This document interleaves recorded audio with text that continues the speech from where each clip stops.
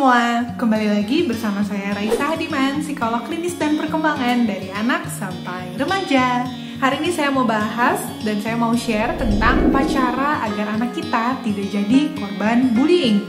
Bullying itu apa sih? Menurut APA, bullying adalah salah satu bentuk agresi di mana seseorang dengan sengaja dan secara berulang membuat orang lain merasa tidak nyaman atau terluka, baik secara psikologis maupun fisik. Kalau gitu apa dong bedanya bullying sama bercanda? Kalau bercanda tentunya dimaksudkan untuk mencairkan suasana dan kedua belah pihak sama-sama merasakan kebahagiaan atau dua-duanya sama-sama ngerasa seneng, sama-sama ngerasa suasananya cair dan lebih baik kondisinya. Tapi kalau misalnya bullying, yang diuntungkan hanya salah satu pihak saja, yaitu si pembuli. Salah satu author di University of California at Riverside mengevaluasi atau merangkum 153 penelitian yang dilakukan di Amerika dan Eropa selama 30 tahun terakhir dan dengan sampel penelitian rentang usia 3 sampai dengan 18 tahun. Beliau menemukan fakta bahwa ternyata menurut penelitian di Amerika dan Eropa, anak laki-laki lebih banyak terlibat dalam bullying daripada anak perempuan.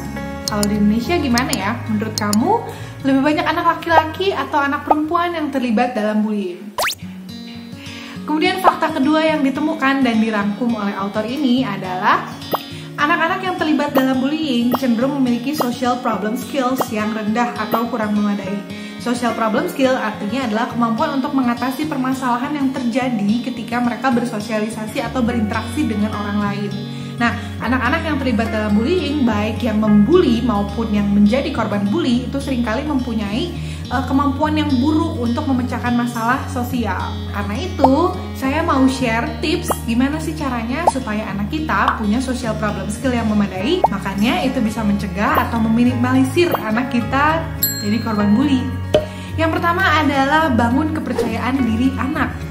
Anak yang sangat tidak percaya diri itu seringkali tampil dengan cara yang tidak umum. Misalnya, anak bisa tampil dengan sangat malu-malu, gak mau coba hal baru, benar-benar takut. Dan hal ini bisa membuat si pembuli merasa bahwa, wow, sasaran empuk nih. Ups. Atau bisa juga anak yang sangat tidak percaya diri justru tampil dengan cara sebaliknya. Dia tampil dengan menunjukkan perilaku nakal, menunjukkan perilaku gampang merengek gitu. Tujuannya adalah untuk mencari perhatian agar orang-orang memperhatikan dia, atau dengan kata lain kita juga bisa bilang bahwa itu adalah bentuk dia mencari pertolongan. Nah, biasanya anak yang sangat tidak percaya diri, baik yang tampil dengan perilaku yang menjadi bentuk pemalu, menyendiri, takut mencoba apapun, ataupun tampil dengan cara sebaliknya, yaitu dengan cara menunjukkan perilaku-perilaku yang membuat orang tidak nyaman, itu dua-duanya sama-sama berpotensi membuat orang di sekitarnya, terutama teman-teman di sekitarnya, merasa tidak senang bermain dengan anak kita dan akhirnya meningkatkan resiko anak kita menjadi korban bully. Nah, ada banyak cara yang bisa dilakukan untuk meningkatkan kepercayaan diri anak. Mungkin nanti saya akan bahas di video-video yang berikutnya. Tapi yang kali ini saya mau kasih tahu yang paling penting adalah mengizinkan anak untuk explore. Semakin banyak anak explore, semakin banyak yang dia tahu dan semakin banyak dia terbiasa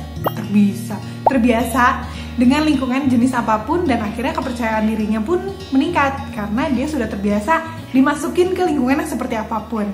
Kemudian jangan lupa juga untuk apresiasi anak dan hargai segala sesuatu yang anak usahakan untuk lakukan. Perubahan sekecil apapun yang anak lakukan penting untuk diapresiasi.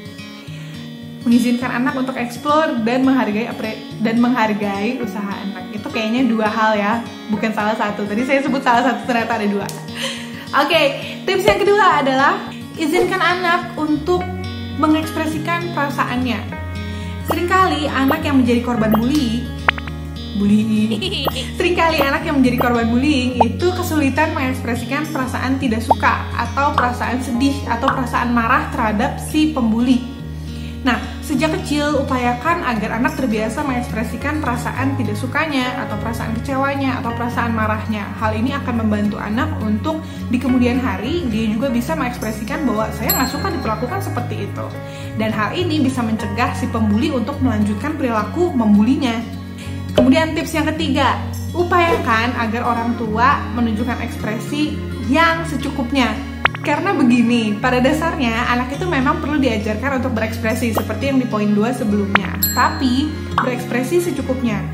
Nah, anak itu cenderung meniru cara orang tua mengekspresikan perasaan. Kalau misalnya terkait dengan hal-hal kecil pun orang tua berekspresi secara berlebihan, anak juga akan cenderung mudah untuk berekspresi secara berlebihan di situasi-situasi yang menurut teman-temannya, kenapa ya kok dia harus nangis kayak gitu doang?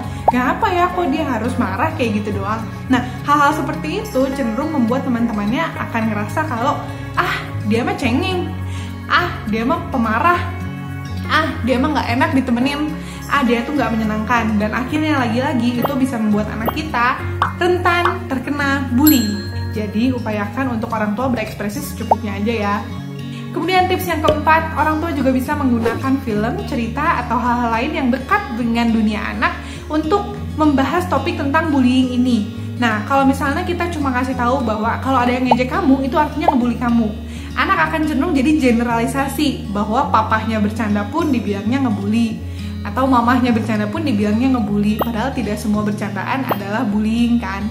Nah, oleh karena itu, kalau kita bisa menjelaskan lewat film atau lewat cerita, mudah-mudahan itu akan lebih relate dengan dunia anak dan akan lebih mudah dipahami. Jadi ketika nonton film atau baca cerita, kita bisa tanya sama anak, kira-kira kalau kamu jadi tokoh si B, tokoh B yang kita tahu bahwa itu adalah korban bully misalnya, kira-kira kalau kamu jadi tokoh B yang kamu rasakan apa?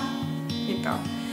Jadi kita pancing anak kita untuk berempati, anak kita untuk bisa mengungkapkan apa yang dia rasakan kalau dia ada di posisi orang B tersebut. Jadi biarkan anak kita yang membuat penilaian, kira-kira apakah itu konteksnya bullying atau itu hanya bercanda. Nah, jadi kita bisa bantu anak kita untuk memahami lebih lanjut lewat film, cerita pendek, atau lewat apapun yang dekat dengan dunia anak. Oke, itu tadi sekilas tentang bullying. Mudah-mudahan bisa membantu orang tua. Tentunya kita pasti berharap anak kita jadi anak yang bisa